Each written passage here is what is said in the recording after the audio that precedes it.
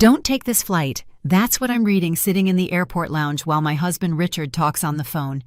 The words are written in red ink on a napkin that a flight attendant I've never seen before just dropped on my lap. My heart pounds as our eyes meet. She whispers, "Trust me.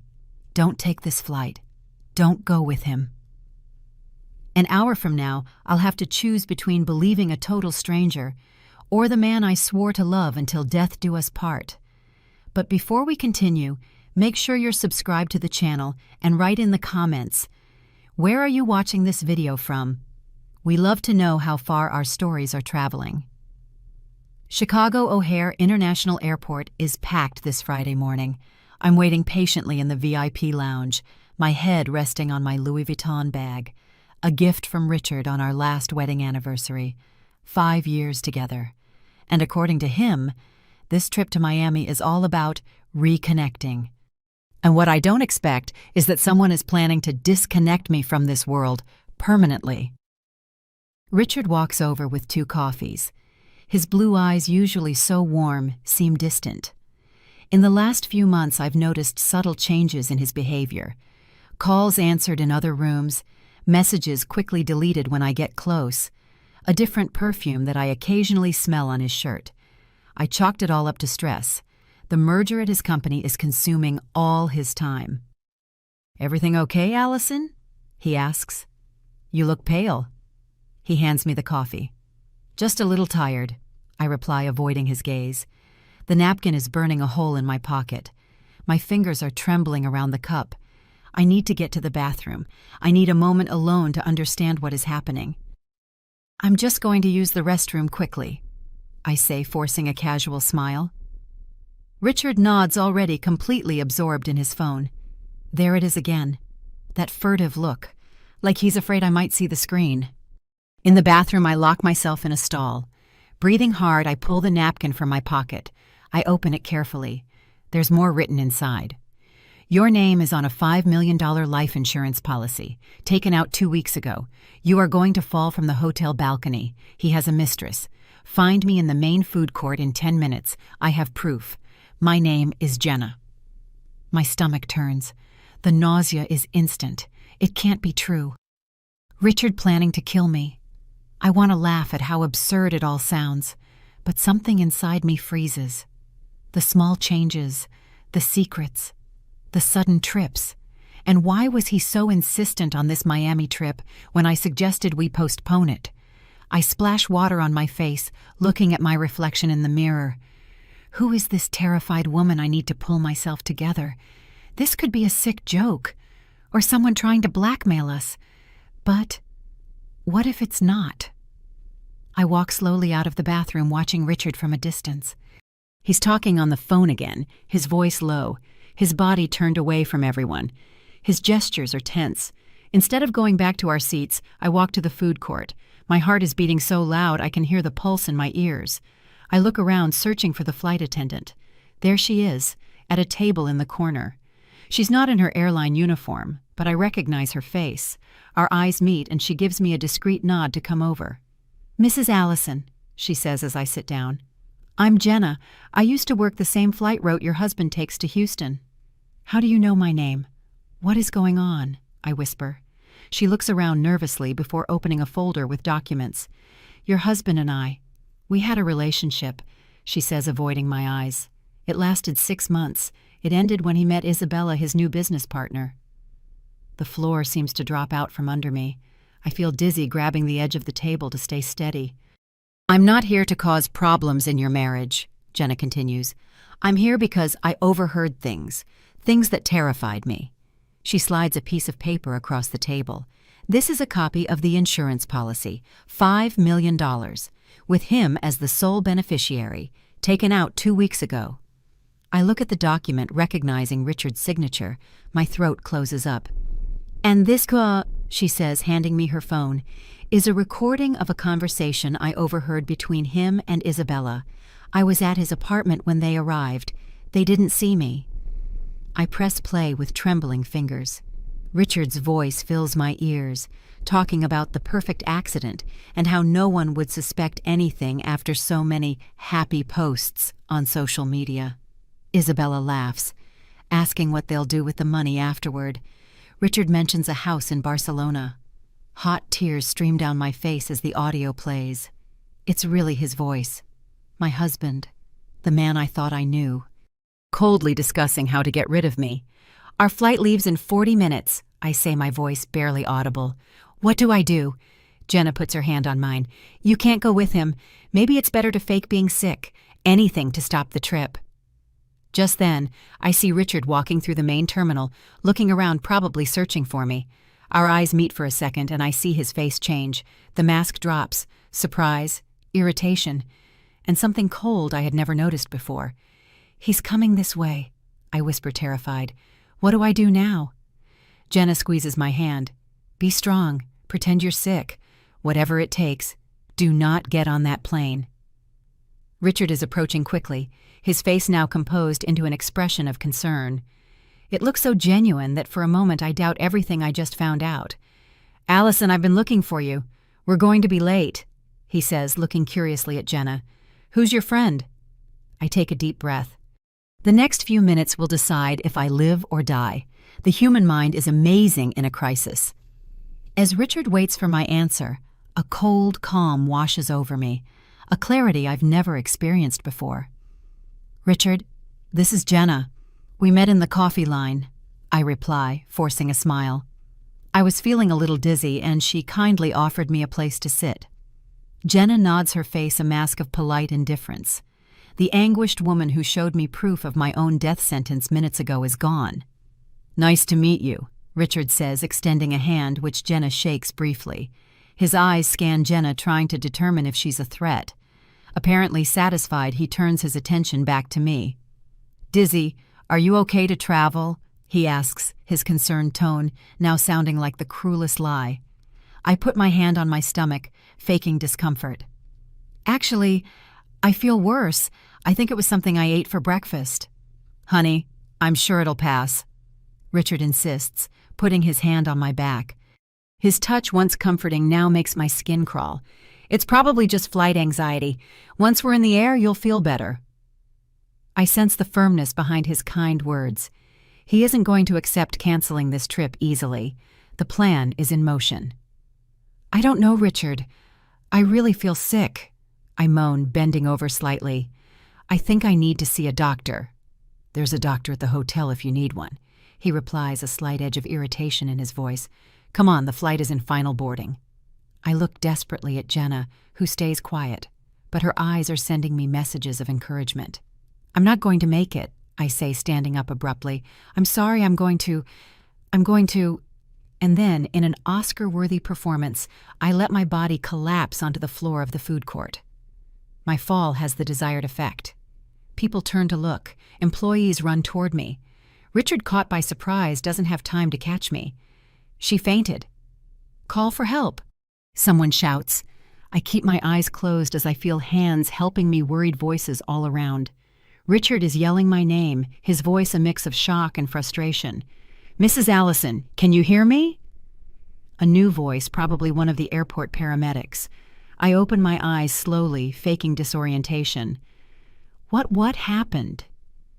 You fainted, ma'am. We're taking you to the airport infirmary for an evaluation. Richard is by my side, holding my hand too tightly. I don't think that's necessary. She just needs water and sugar, he tries to argue. Sorry, sir, but it's standard procedure.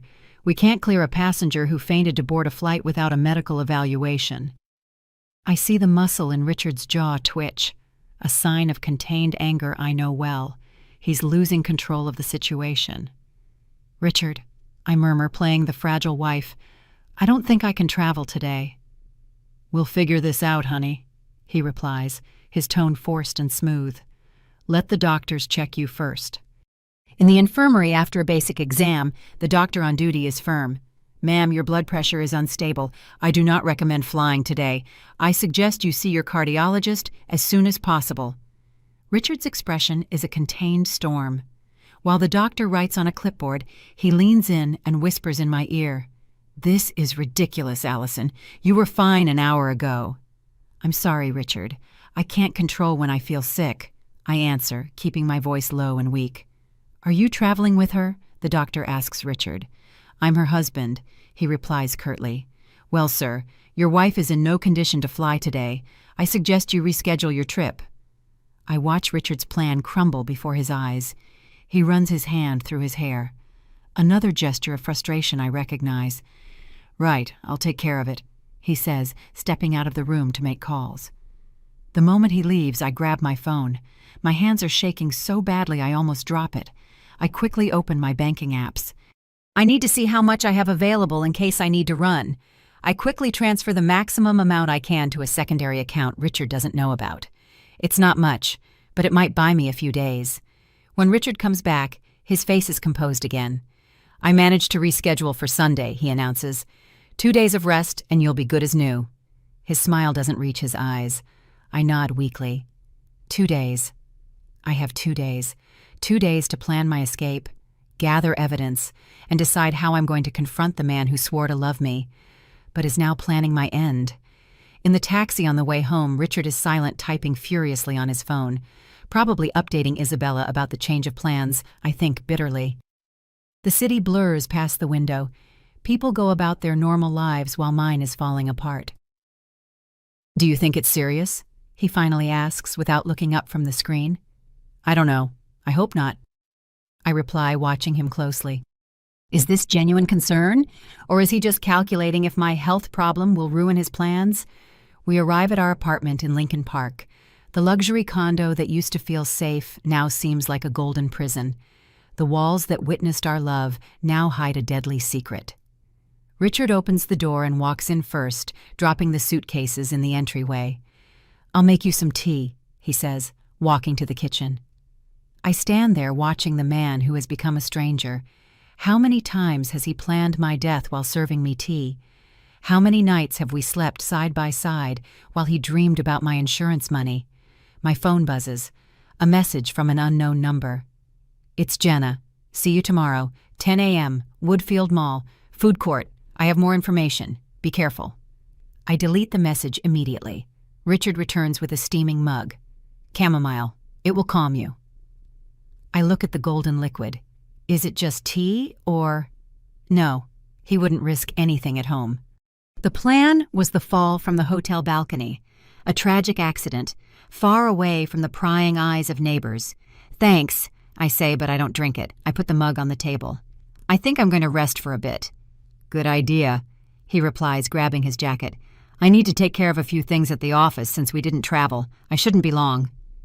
Probably going to meet Isabella, I think. As soon as the door closes, I run to Richard's office. I need more proof. I need to understand the extent of this plan. His laptop is on the desk, but it's locked with a password. I try a few obvious combinations. Our anniversary, his birthday, no luck. Frustrated, I start searching the drawers. In the back of one, I find a folder hidden behind old documents. My heart nearly stops when I open it. There it is, the complete insurance policy, a purchase agreement for a house in Barcelona, Spain, and the thing that makes my blood run cold. A detailed study on fatal accidents on hotel balconies printed from the internet, with handwritten notes in the margins. It's real. All of it is real. The night seems endless. Locked in our bedroom, I pretend to be asleep when Richard gets home. The smell of women's perfume clings to his shirt when he lies down next to me. I stay perfectly still, controlling my breathing while he checks messages on his phone. Minutes later, his soft snoring tells me he's asleep. I slide out of bed without making a sound. I grab my phone and lock myself in the bathroom. With trembling hands, I open my email and send photos of the documents I found to myself. I need a backup, something in the cloud, out of his reach. Then I send a message to Jenna. I found more proof, the full policy and plans for a house in Barcelona. The reply comes almost instantly. "Great. Bring everything tomorrow. You'll need it for the police." Police. The word echoes in my mind. Reporting my own husband for attempted murder. How did we get to this point? I remember our wedding, 3 years ago, in the chapel by the sea. Richard crying when he saw me at the altar. Was it all a lie? Or did he change along the way? Seduced by money and another woman, I get back in bed, staying on the very edge, as far away from him as possible. The man breathing peacefully next to me is no longer my husband. He is my potential killer. I wake with a jolt at 6 in the morning. I don't remember falling asleep. Richard is still sleeping soundly.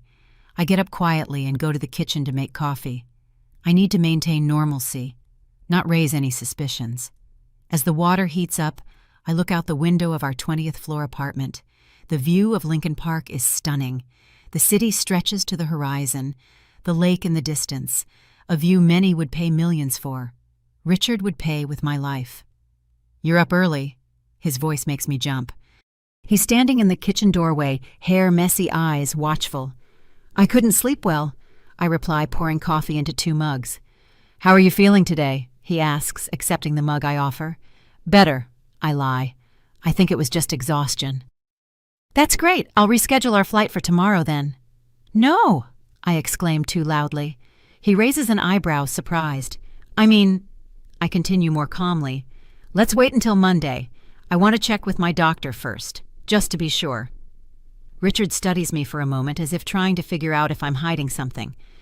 "Whatever you want," he finally replies, "but we can't postpone it too long.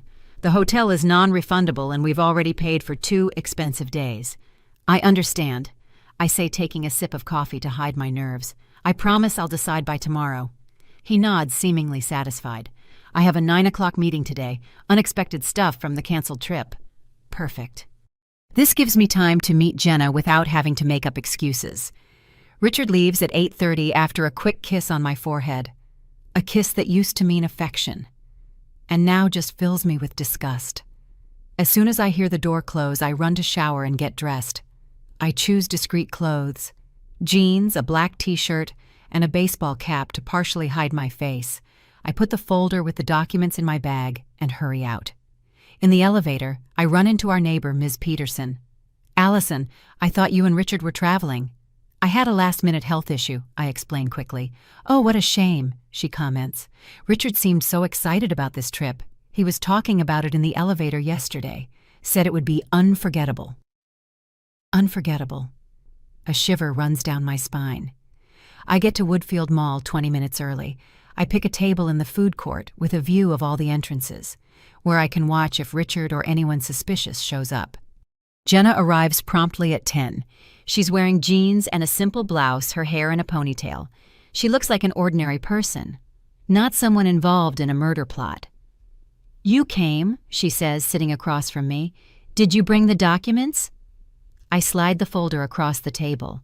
Jenna opens it quickly, scanning the contents. "This is even worse than I imagined," she mutters.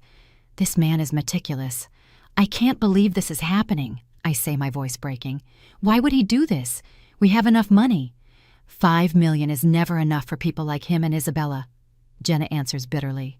"Besides, there's the practical side. A divorce would be messy, splitting assets. Your death solves everything at once." I swallow hard, feeling sick. "What do I do now? Do I go to the police?" Jenna bites her lip, thinking. "Technically, he hasn't tried anything yet. We have circumstantial evidence, the policy, the plans for Barcelona, the search history. It's compelling for us, but a good lawyer would tear it all apart. So I'm just trapped, waiting for him to try and kill me so I can get better proof. Not necessarily." Jenna hesitates. "I have a friend, Michael, ex-cop, now a private investigator. He can help us build a stronger case." "How?" "We can get Richard on tape. Get him to talk about the plan somehow." The idea of confronting Richard terrifies me. But what choice do I have? "Can I trust you, Jenna?" I ask suddenly. "How do I know you're not manipulating me for some reason I don't know?"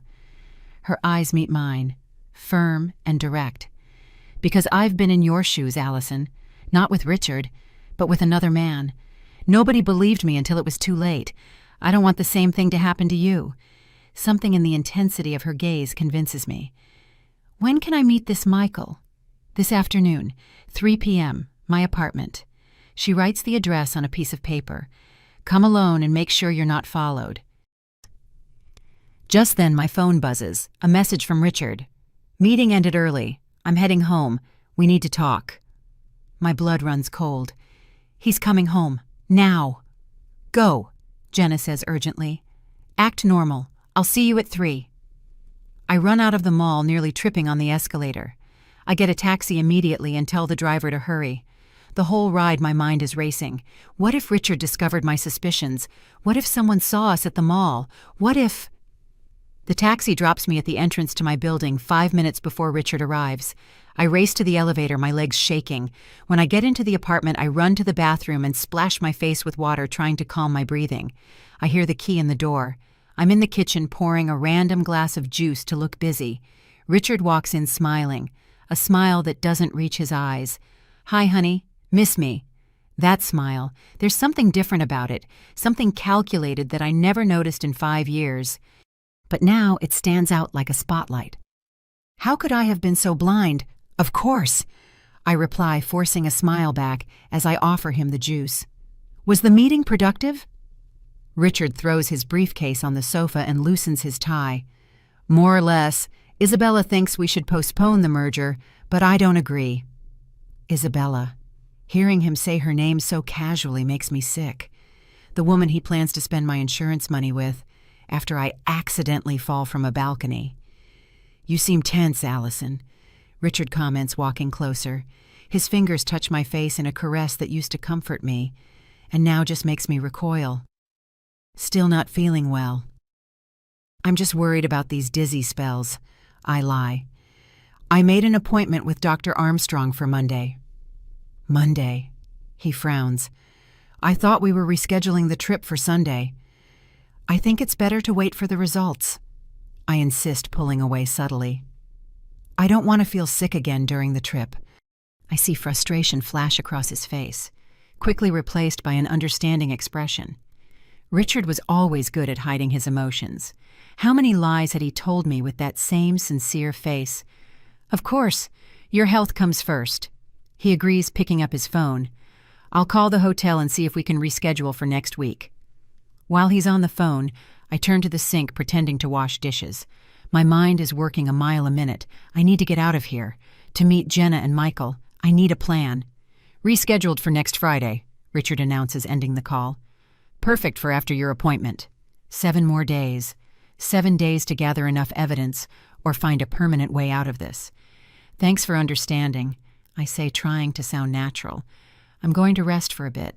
I still feel weak. Go ahead. I have some emails to answer. I walk to the bedroom and close the door, lying down on the bed. The clock reads 12:30 p.m. I still have 2.5 hours until the meeting. How will I get out without raising suspicion? My phone buzzes, a message from my friend Jessica. Hey, are you better? Heard you felt sick at the airport. Want some company? Jessica, my salvation. I reply quickly. Much better, thanks. I'd love to grab coffee today. Can you do 2:30? The reply comes in seconds. Sure. Your place? No. Let's meet at the cafe by the big bookstore. I need to buy a book anyway. Perfect. I breathe a sigh of relief. Now I have a legitimate excuse to leave. I rest for about an hour, pretending to be asleep, when Richard opens the door to check on me. Then I get up and take a long shower. I choose casual clothes, jeans, t-shirt, sneakers, nothing to suggest a secret meeting with my husband's ex-mistress and a PI. At 2:15, I leave the bedroom. Richard is in the office, the door cracked open. I knock lightly. Richard, I'm going to meet Jessica for coffee. She heard I was sick and is worried. He looks up from his computer screen, evaluating me. Are you sure you're up for going out? I thought you were resting. I'm better now, and Jessica always cheers me up. He nods slowly. All right, don't be too long. I was thinking of ordering that pizza you like for dinner. Perfect. I smile, ignoring the pang of pain at the thought this might be our last normal dinner. I'll be back before 6. I leave quickly before he can ask any more questions. In the elevator, I send Jessica a message confirming our meeting, and then one to Jenna. On my way. I take a taxi and ask the driver to drop me 2 blocks before Jenna's address. I walk the rest of the way, constantly looking over my shoulder, paranoid about being followed. The apartment is in a discreet building in Wicker Park. I ring the bell, my heart pounding. Jenna opens the door. Behind her, a middle-aged man with graying hair and a posture that screams military training watches me intently. Get in quick, Jenna says, checking the empty hallway before closing the door. Allison, this is Michael. Michael extends his hand. His grip is firm, confident. Mrs. Allison, Jenna explained your situation. I'm very sorry you're going through this. Thanks for helping me, I reply, still unsure about trusting complete strangers. What can we do? Please sit down. Michael gestures to the sofa. I analyze the documents Jenna showed me. The situation is serious, but we need to be strategic. I sit, my hands trembling slightly. What do you suggest? Michael opens a laptop. First, we document everything we have. The insurance policy, the documents for the Barcelona house, the searches on balcony accidents. It's strong circumstantial evidence, but not conclusive.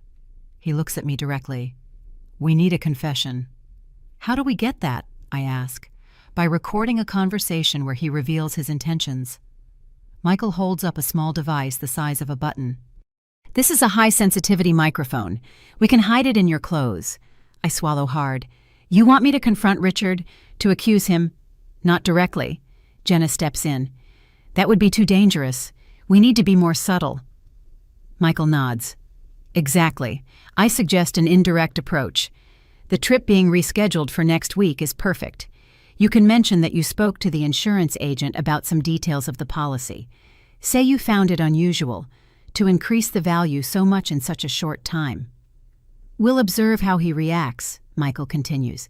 If he gets defensive or tries to explain, keep probing. Ask about plans for after the trip. Casually mention Barcelona as a destination you two could visit one day. The idea of putting myself at risk like that is terrifying, but I understand the logic. What if he just denies everything? Denial is also a revealing reaction, Michael explains. Especially if he gets nervous or irritated. His tone of voice, body language. It all counts. Jenna sits next to me. Allison, we know it's scary, but it's safer to get proof while he still thinks you don't suspect anything. And what about Isabella? I ask. She's involved too. One thing at a time, Michael replies. Once we have evidence against Richard, we can focus on her. She'll probably try to save her own skin and incriminate him even more. I'm silent for a moment, weighing the options. I think about the man I loved for 5 years, the promises we made, the memories we built. How did we get to this point? Is there another option? I finally ask. You can report him now, Michael says honestly. But with the current evidence, the police will probably just ask some initial questions. He'll deny everything, hire a good lawyer, and the investigation could drag on. And in the meantime, he'll know you found him out. And he might...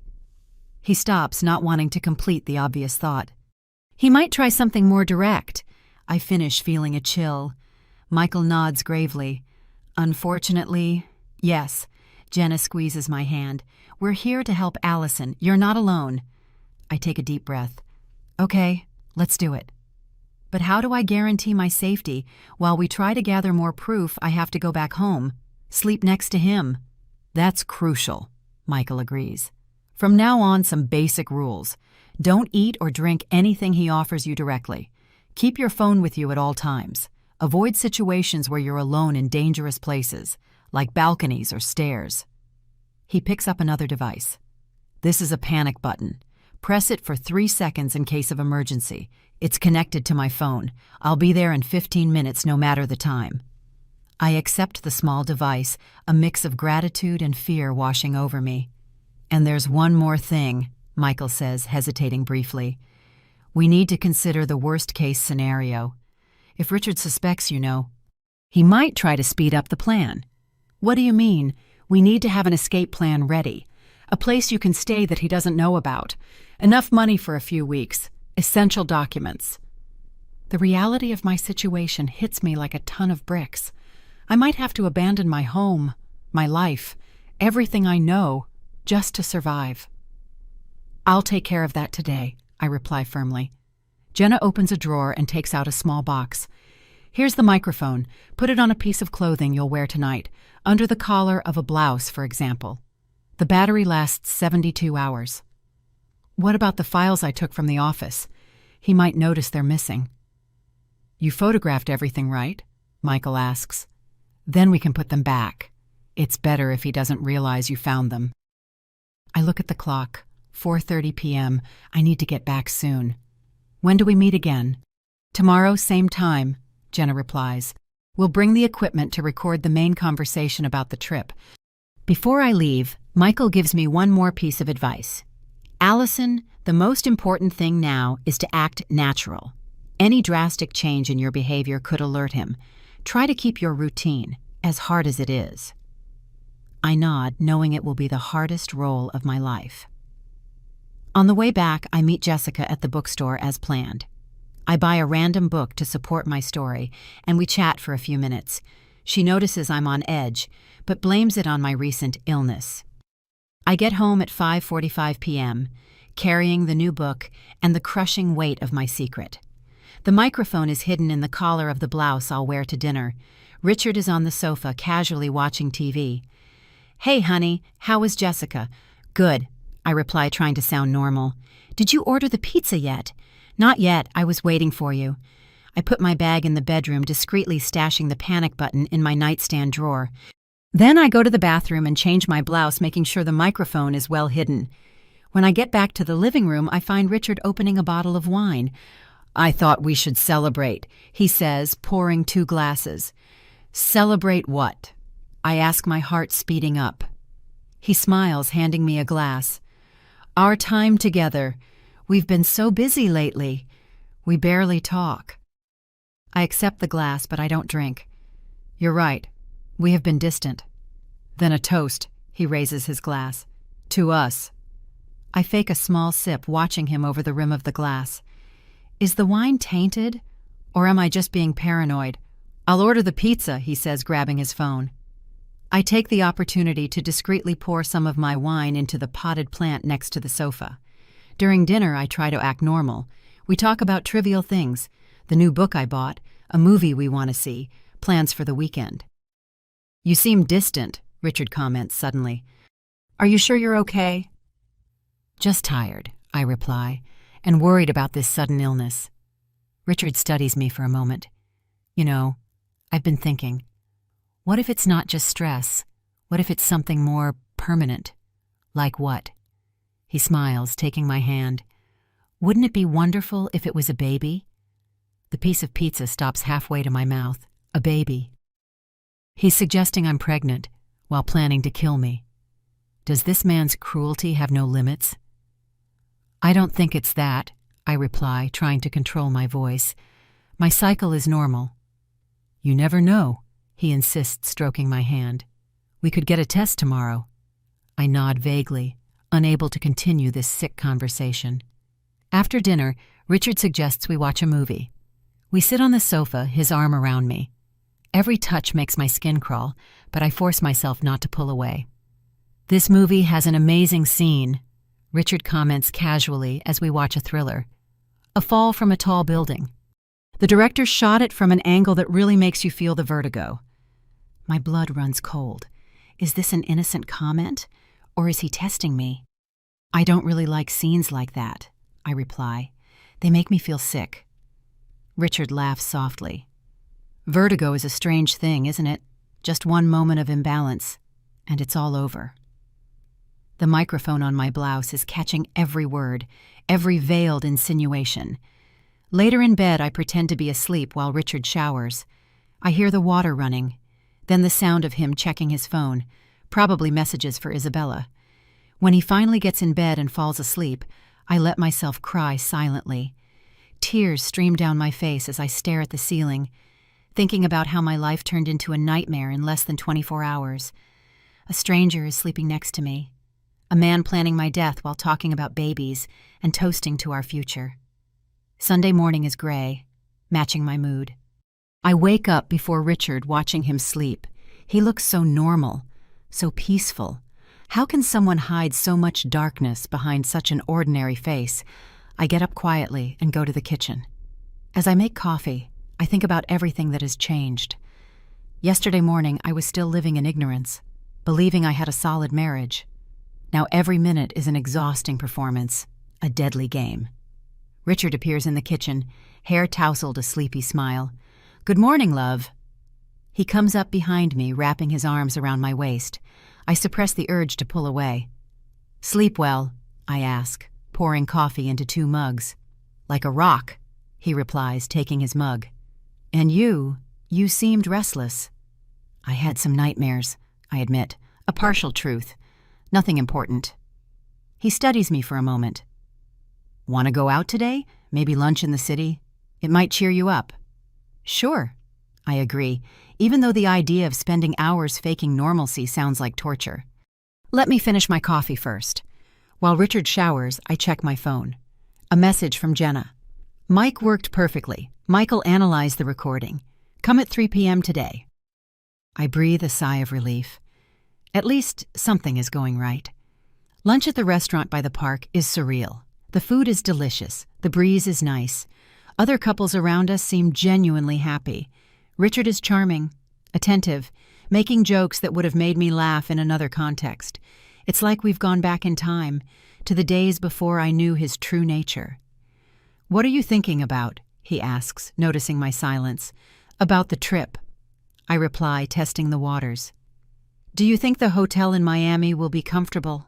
"It's one of the best," he says a little too enthusiastically. "Ocean view, private balcony in every room. You'll love it." Private balcony. The words send a shiver down my spine. "Sounds perfect," I comment, taking a sip of water. "By the way, I got a call from the insurance company yesterday." Richard freezes momentarily, his fork halfway to his mouth. "Really? What about just confirming some details on our policy?" I continue casually. "I found it strange, actually. I didn't know we had increased the coverage value so much recently." His eyes narrow almost imperceptibly. "It's routine, Allison. We need to update it regularly as our assets grow." $5 million just seems like a lot, I press. The agent even commented it's unusual for such a sudden increase. Richard puts down his silverware, a tense smile on his face. "Since when are you interested in insurance details? You always left that to me." "I was just curious." I shrug. "Especially since only my name is listed as insured. Yours wasn't updated."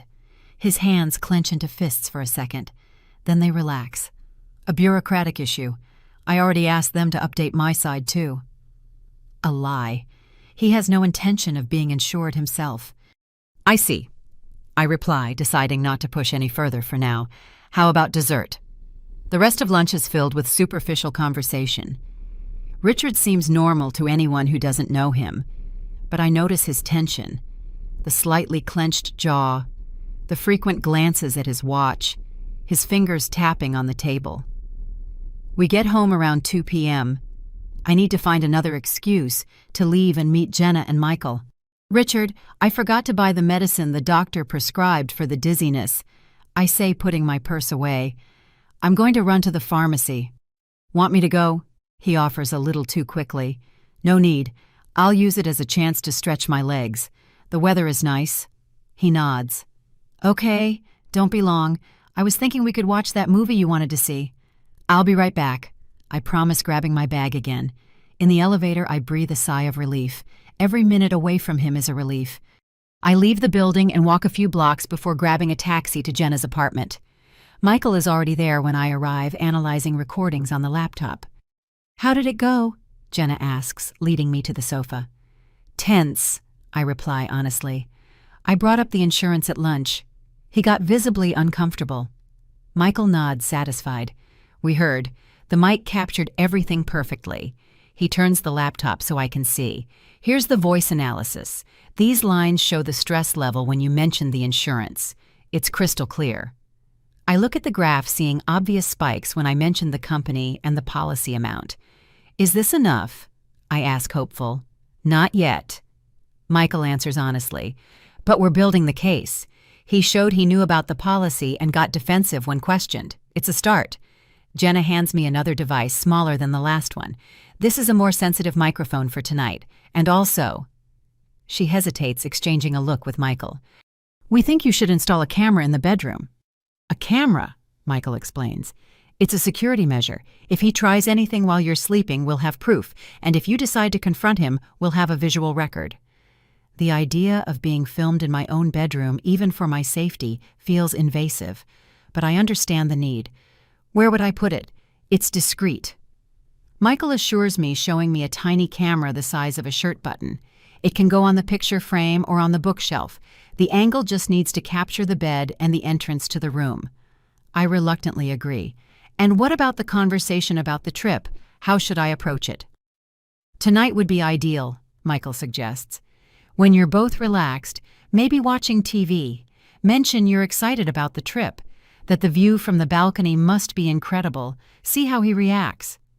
And if possible, Jenna adds, ask about plans. If he's thought about changes, maybe living somewhere else. See if he mentions Barcelona. Michael hands me a small memory device. The camera will record to this. You just have to plug it in discreetly. The battery lasts 48 hours. I look at the devices in my hands. Tools to incriminate the man I shared my life with. A wave of sadness washes over me. I know this is hard, Jenna says softly, noticing my expression. But remember what's at stake. What if he finds me out? I ask, verbalizing my biggest fear. What if he realizes what we're doing? Michael leans forward, his eyes serious. That's why we prepared a plan B. If at any point you feel threatened, use the panic button and have a bag ready with the essentials, documents, money, some clothes, hidden where he can't find it. I have a friend who can take me in. I comment, thinking of Jessica. She doesn't know anything yet, but she would trust me if I asked for help. Perfect.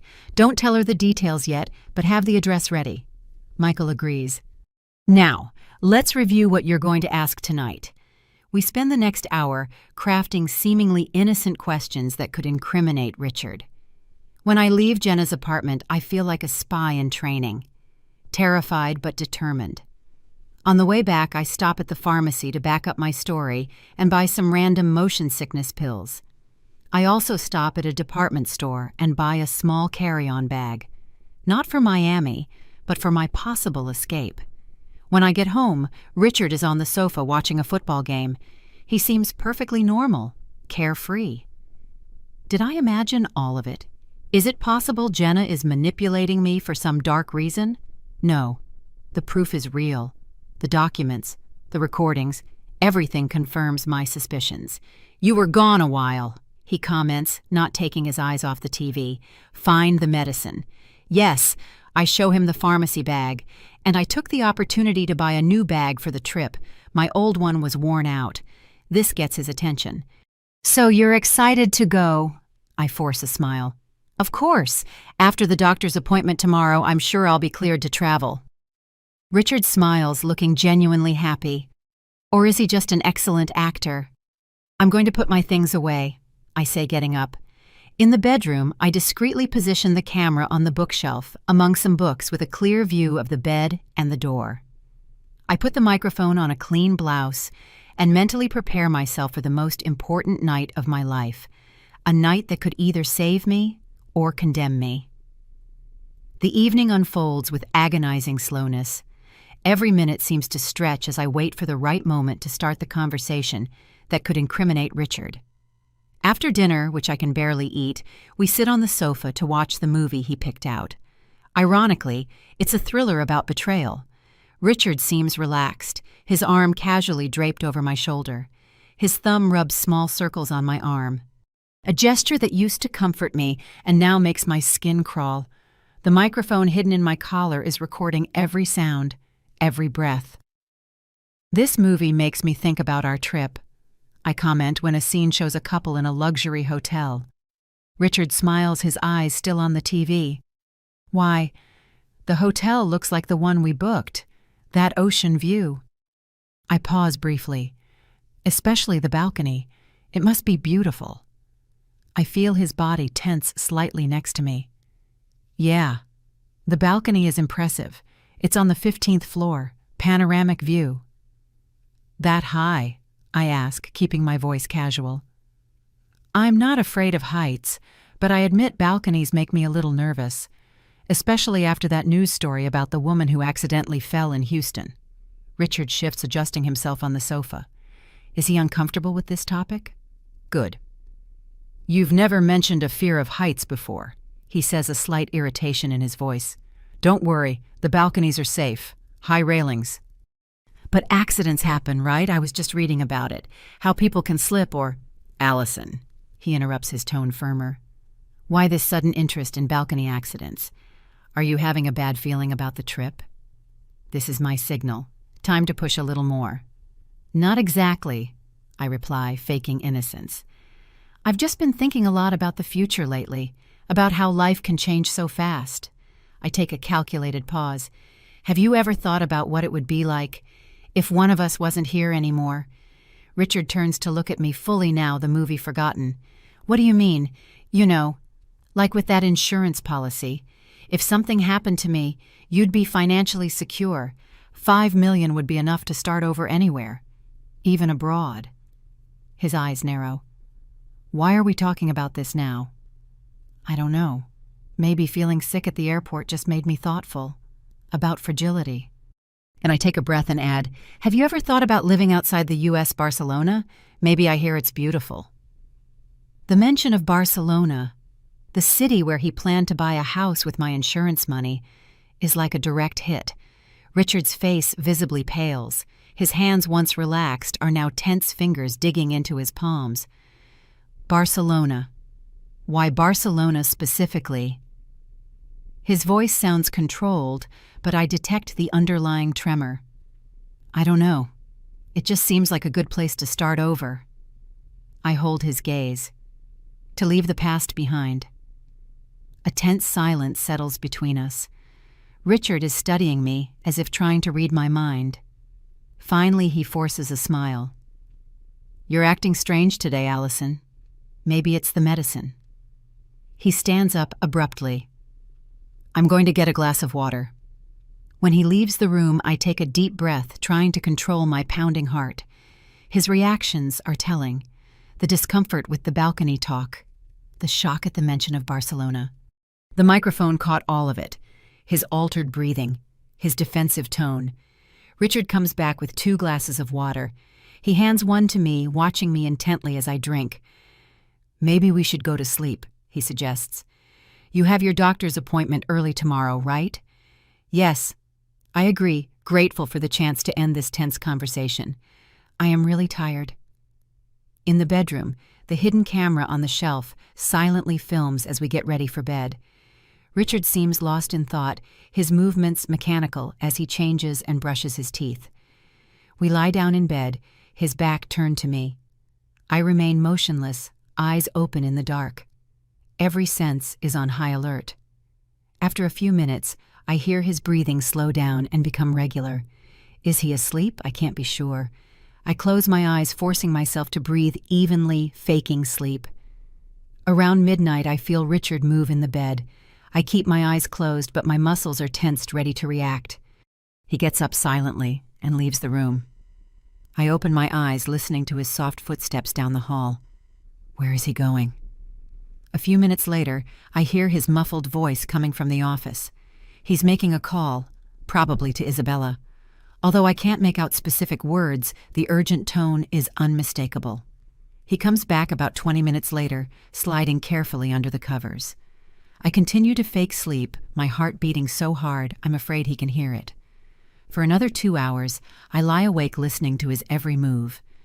When I finally fall asleep, it's a light, restless sleep, filled with nightmares of falling from high balconies, screaming as Richard and an unknown woman watch me, laughing. I wake up with a start at 5:30 a.m. Richard isn't in bed. I sit up quickly, alarmed, just as the bathroom door opens. He's already dressed. "You're up early," I comment, trying to sound casual. "I have a 7 a.m. meeting," he replies, fixing his tie. "Unexpected stuff from the postponed trip.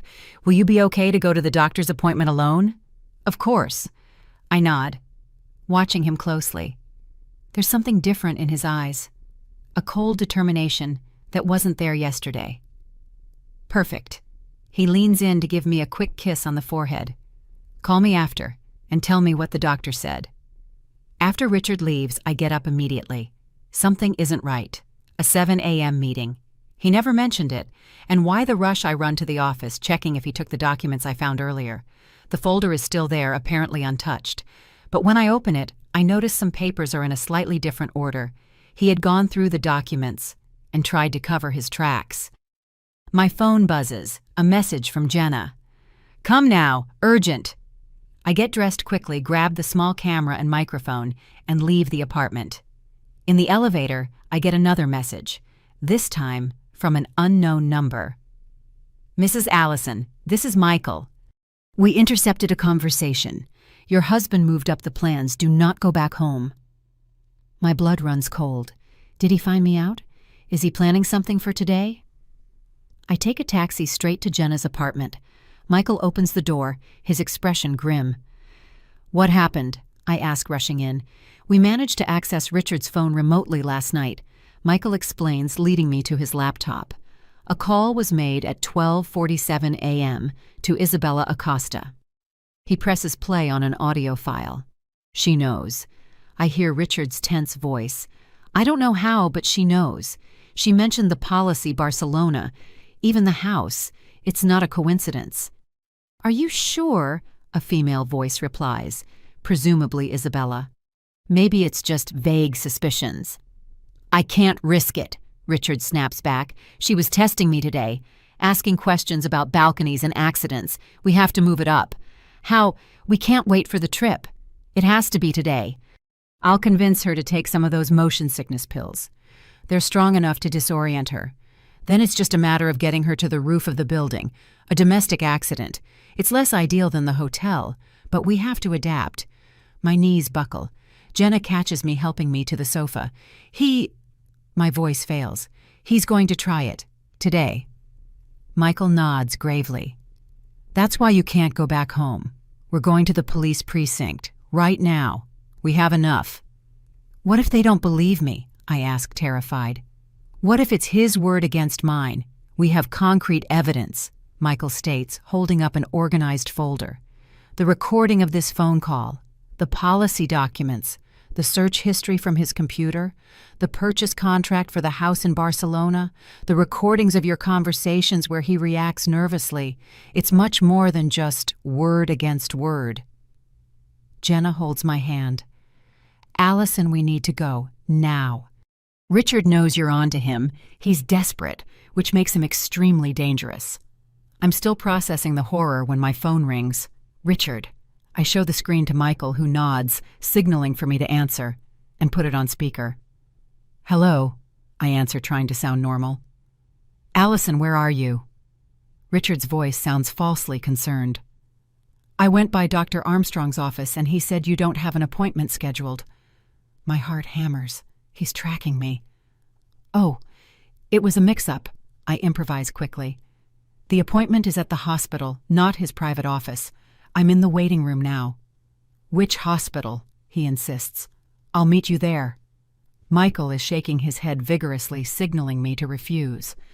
"No, that's not necessary," I say. "I'm already being seen. I should be done soon." "Allison." His voice hardens. "Where are you? Really?" A tense silence. The mask is off. "I'm with friends Richard." I finally reply, dropping the act.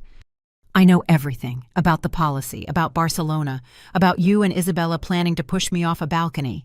It's over." Another silence, then a cold laugh I've never heard before. "Do you really think you have proof?" he asks, his voice dripping with contempt. "All you have are paranoid suspicions. No one is going to believe you." "I have more than you think," I reply, courage growing inside me, "including your conversation with Isabella last night about drugging me and taking me to the roof. Today." That takes him by surprise. The silence that follows confirms everything. "You don't know who you're messing with," he finally threatens. "Come home now and we'll talk. We can still fix this." Michael signals for me to end the call. "I'm going to the police, Richard," I say, my voice firm. "It's over." I hang up the phone, my hands shaking violently. "Let's go," Michael says, already grabbing his keys. "He'll try to find you. It's not safe to stay here." We hurry out, Michael constantly checking that we're not being followed. Jenna drives to the nearest police precinct while I hide in the back seat. At the station, we're met by a captain named Sarah who listens to my story with professional seriousness. Michael presents all the evidence we've gathered. "This is extremely serious, Mrs. Allison," Captain Sarah says after reviewing the documents and listening to the recordings. "I am issuing a restraining order against your husband immediately and opening an investigation for attempted murder." "Is he really going to be arrested?" I ask, still in disbelief. "With this evidence?" "Yes," she confirms. "I'm dispatching a team to locate him and Ms. Isabella Acosta right now. While a police team goes out to arrest Richard, the captain advises me on the next steps. I'll need a safe place to stay since my apartment is no longer an option. I have a friend who can take me in," I say, thinking of Jessica. "Perfect," the captain replies.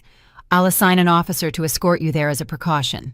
I call Jessica briefly, explaining the situation. She's in shock, but she doesn't hesitate to offer me refuge. "Come immediately," she insists.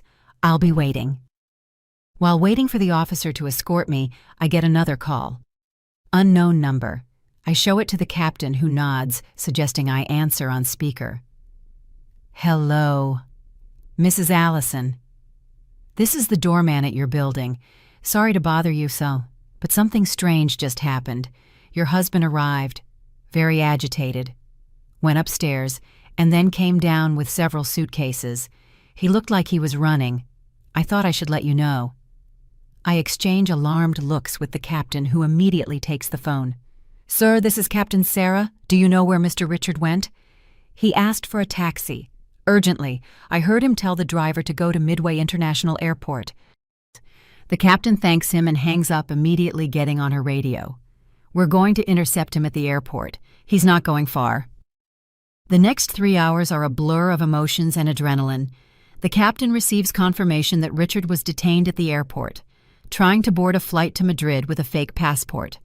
Isabella was arrested at her home while packing her own bags. When I finally arrive at Jessica's apartment, escorted by an officer, I burst into tears, not of fear or sadness, but of relief. The nightmare is over. The man who swore to love me, but planned my death, will face justice. That night, lying in Jessica's guest room, I think about how a single message on a napkin changed my destiny. If it weren't for Jenna, for her courage in warning me, I would probably be dead in a few days. Life is made of decisive moments, choices that seem small but determine everything. That morning at the airport, when I chose to trust a stranger's warning instead of my husband's fake concern, I chose to live. 2 days later, I visit Jenna at her apartment. Michael is there too. "I came to thank you," I say, hugging her tightly. "You risked everything to save me." Jenna smiles, her eyes tearing up. "When I found out what Richard and Isabella were planning, I couldn't stand by. I've seen stories like this end in tragedy before." "How did you find out?" I finally ask. The question that's been bothering me. Jenna and Michael exchange a look. He's the one who answers. "Jenna is my sister," Michael reveals. After she ended things with Richard, she still suspected something was wrong. The pattern, it felt familiar. "Familiar?" I repeat, confused. Jenna takes a deep breath. "Our mother died in a domestic accident when we were teenagers. Years later, we found out our father had planned the whole thing, to collect the insurance money. He's still in prison." The revelation hits me like a punch. "So when you realized what Richard was planning, I couldn't let it happen again," she finishes. "Especially since I felt partly responsible. If I hadn't gotten involved with a married man, I might never have discovered his plan."